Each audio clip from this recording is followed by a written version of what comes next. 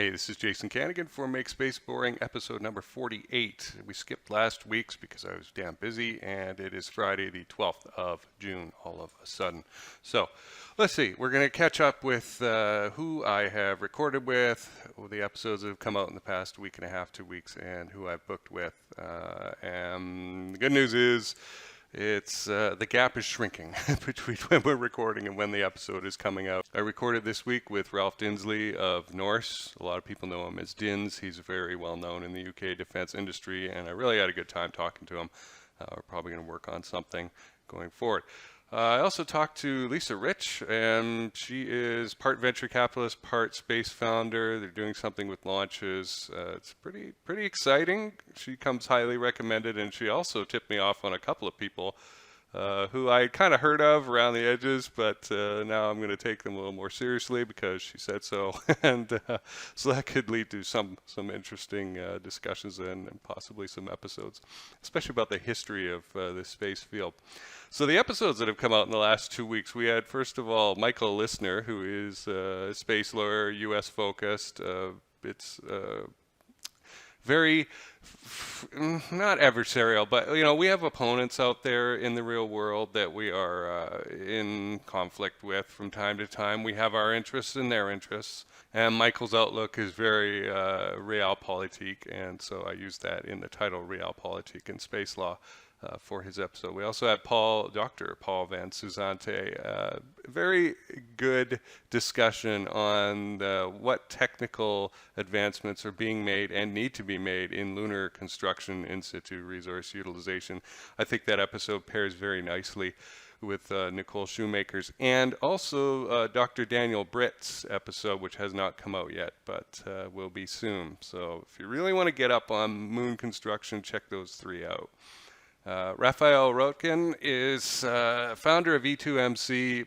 Go check that website out, e2mc.space. Nice. And a big crowd of folks who are on the team is very impressive. He is a venture capitalist, and that is the first episode of season 3 of the Cold Star Project, which is focused on venture capitalists and other kinds of investors who fund space companies. We're going where the money is, folks. Our last episode that just came out is with Dr. Christopher Newman. He is professor of space law and policy at Northumbria University over there in the UK, and got a pretty cool announcement coming up with him, and so look forward for that. It's been a really busy week. There's a lot of projects going on behind the scenes, stuff I can't talk about. It's squirreled away behind NDAs, and that's just the way the cookie crumbles. I like to get there first, and in order to do that, sometimes you can't brag about what you're doing. So. Let's see. Let's finish up with who we've booked here. Nigel Gibson. He is a recruiter that focuses specifically on space. I had one recruiter on in the early days of the Cold Star Project back in season 1 when it was focused on mostly software companies, tech companies, that kind of thing. And he focused on SaaS as like senior vice president of sales, that kind of thing. And so Nigel Gibson is a recruiter who focuses on the space industry, and that's going to be very interesting because I have not had one on, and I want to find out what it is like. As a founder, I don't have to worry about those issues, right? My problems are more, which door do I knock on, and who's a good personality fit for me to work with, who do I want to work with, as opposed to the typical employer-employee dance that needs to be done. Also, finally, very excited to announce that Paul Rulkens is going to be on the show. Paul, he doesn't know this, but I have watched him for quite a while, probably a year, because there are not many people talking about the strategy of preeminence. Jay Abraham is probably the best known one, at least in America, and probably internationally. He's done very well in China lately. And I've followed Jay for a generation, literally, far too long to admit. I think I still had hair when I first heard of the guy.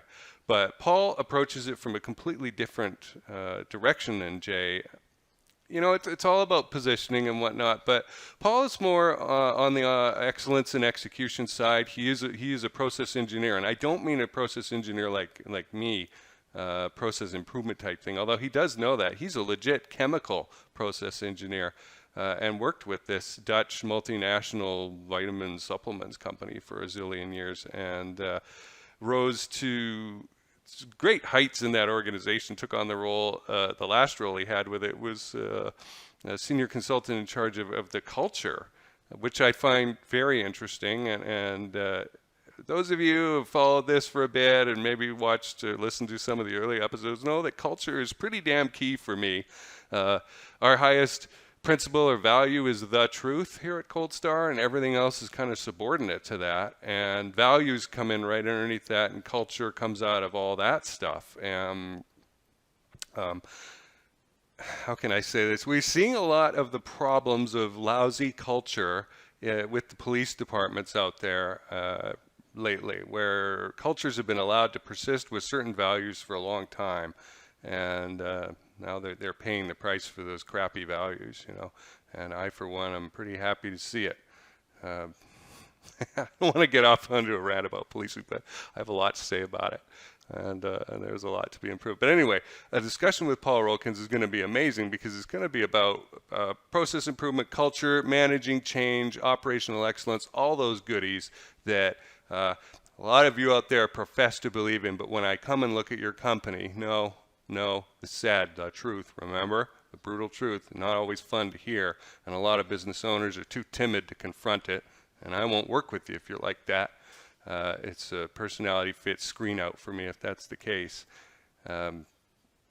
When you discover that you're not actually walking the walk, that can be a tough moment. So my discussion with Paul is going to be all about that stuff, and stuff that you can inject into the culture of your company and build it and grow and have the right strategies in place, you know, as opposed to, well, organically we'll develop. I hate that. When I hear somebody say, oh, we're just going to let our culture organically develop, I think, what an idiot. That's like saying, I'm going to put my car on the highway and put my foot on the accelerator all the way down, floor it, and let my hands go of the steering wheel. And come what may, you know, if there's a bump in the road and I end up flying off to the right, well, that's just, you know, the way the culture went, right? It's crazy. So a lot of you need a wake-up call about that, and I'm not afraid to say it. The more I see, the more I see that this industry, like many others, needs a cleanup. And frankly, I'm going to self-appoint myself to be the one to do it. So on that happy note, have a good weekend. Look for more exciting announcements from us here at Cold Star. There's a lot of partnerships in the works, and check out those episodes that we recorded. I really work hard to bring you the best of what I can find out there. We don't just let anybody on the show. Some of the poor guests know what kind of a grilling they've been through before I allowed them to book. I have to do it. By the way, I was looking through our distribution of podcasts, you know, through like Breaker and Stitcher and iTunes and Spotify and all that stuff last night. And I hadn't looked in like 6 months because I don't really care. Except I saw one of them had cut off at 82 episodes. And of course we have like 120, 130, I don't know how many right now, but more than that. So I'm trying to get that fixed. And another iTunes, I saw we had 3 reviews, and we had this one nice 5-star review for a while, and then somebody's put in a couple of 2-star reviews without any comment. I'm like, whatever, you know, go ahead. But if you're on iTunes and you like the show and you want to support it, please go to the iTunes site. I'll leave a link to the podcast listing in the description below, and leave us a review, okay? Just be honest, you know. I have a lot of people telling me, oh, it's great, fresh content, and that's fantastic. But if somebody looks at reviews and sees, oh, it's not that great, then they're not going to give it a chance, right? And I think they're going to miss out if that's the case. So if you would go do that, leave us a review on iTunes, that would be much appreciated. I don't get a lot of feedback, honestly. People listen, they tell me, oh, it's great, thank you for doing it, but I don't get much else in terms of feedback on it. And it's not the easiest thing in the world to do, running a show. It's a constant grind of finding guests and filtering and booking and hoping that they show up. And most of the time they do, but sometimes you got to chase them around. And sometimes it's taken me like 4 or 5 months to book somebody.